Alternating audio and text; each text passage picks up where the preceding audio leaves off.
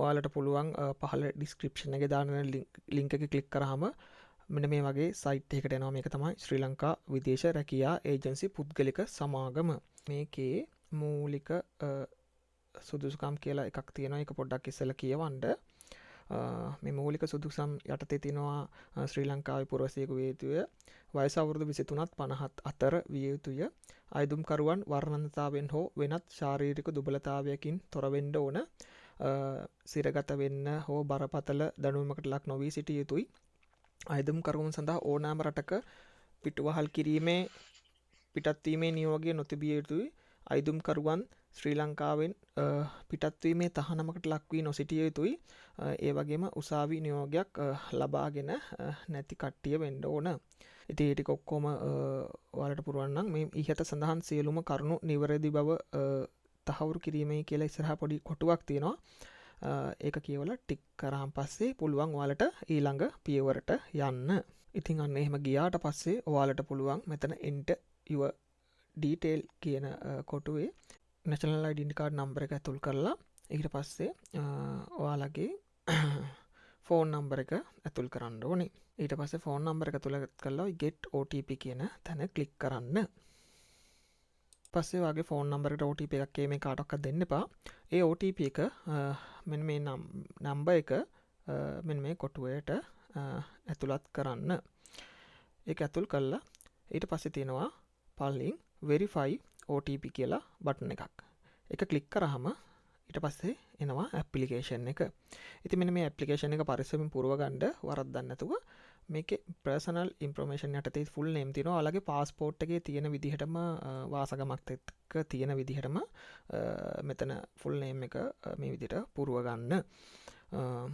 හරියට spelling check කරගන්න. මොකද වරද්දන්න එපා. ඊට පස්සේ name with initials කියන තැනට ඔයාලගේ කෙටි නාමය ඇතුළත් කරන්න.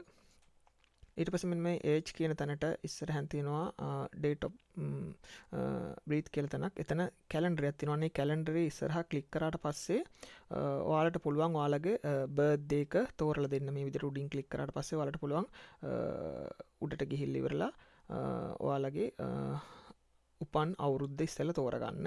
ඊට පස්සේ එතනින් උපන් මාසෙ තෝරගත්තා. ඊට පස්සේ උපන් දිනේ තේරුවා. එතකොට ඔටෝමැටිකලි age කියන තැන කොටුවේ age එක වැටෙනවා. ඊට පස්සේ place of birth කියන තැනද වගේ උපන් ස්ථානය දෙන්න ඕන. එතන gender එකේ male female කියන කොටුවේ ඔයාලගේ ස්ත්‍රී පුරුෂ භාවය සිලෙක්ට් කරන්න ඕන. ඊට පස්සේ මෙතනින් තියෙනවා passport information කියන යටතේ passport number එක ඇතුළත් කරන්න.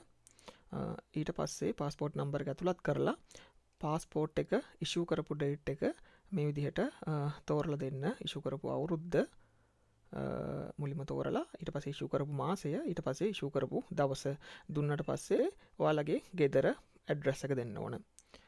ගෙදර ඇඩ්‍රස් එක දීලා ඉවරලා හරියටම අකුරු පරිස්සමට බලලා ටයිප් කරගන්න දිස්ත්‍රික්කය දෙන්න ඕන. දිස්ත්‍රික්කය තෝරලා දීලා ප්‍රොවින්ස් එකත් සිලෙක්ට් කරලා දෙන්න ඕන. ඊට පස්සේ ඔයාලගේ කන්ටැක්ට්ස් නම්බර් ටික දීලා මෙතන මැරිටියල් යටතේ ඔයා සිංගල්ද මැරිඩ්ද කියලා දෙන්න. ඊට පස්සේ ඔකියුපේෂන් එකත් සිලෙක්ට් කරන්න. ඇග්‍රිකල්චර්ද ෆිෂරින්ද නැත්නම් අදර්ද කියලා. ඊට පස්සේ ඒකේ යටතේ year of experience යටතේ කොච්චර වාට මොන අවුරුදු ගාණක් මේ පිළිබඳව පළපුරුද්දක් තියෙනවද කියලා තෝරගන්න.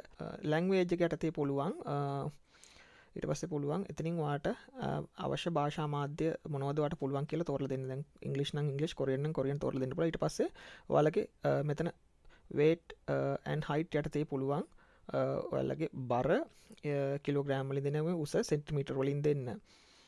ඊට පස්සේ මෙතන උඩ තියෙනවා ෆයිල් නම්බර් එක එතන. අනිවාර්යෙන් ඒක මේ කොපියක් දාලා තියාගන්න. මොකද ඒක තමයි ඔයාගේ ෆයිල් නම්බර එක. ඊට පස්සේ මෙන්න මෙතන ටික් එක දාලා ඇප්ලිකේෂන් එක සබ්මිට් කරන්න තමයි තියෙන්නේ. ඉතින් ඒකට චූටි වෙලාවක් යනවා. ඒක ඉවරනකම් පොඩ්ඩක් ඉන්න, මොනවත් කරන්න එපා.